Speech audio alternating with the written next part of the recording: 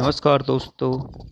भारतीय इतिहास की श्रृंखला में हमारी आज की महत्वपूर्ण श्रृंखला है वैदिक युग। तो आइए शुरू करते हैं हम वैदिक युग से संबंधित महत्वपूर्ण प्रश्न उत्तर।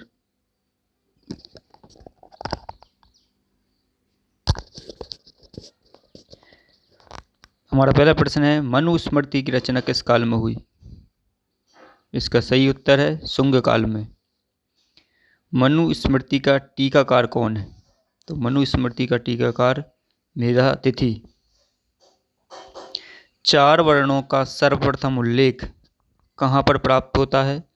पुरुष सूक्त में।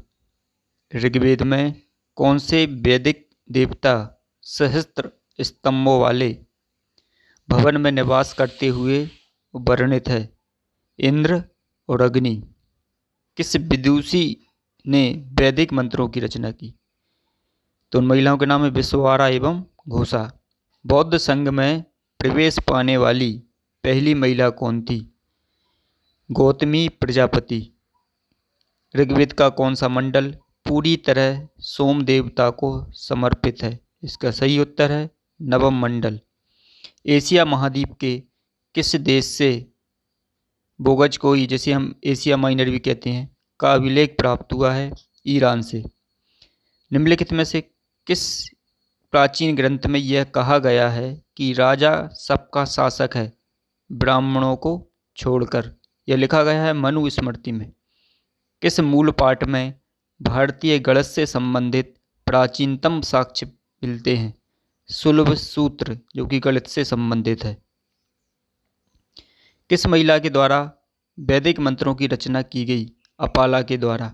बौद्ध संघ के नियम मूलतः किस पुस्तक में दिए गए हैं? विनय पिटक में। बुद्ध के द्वारा सबसे अधिक संख्या में प्रवचन कहाँ पर दिए गए?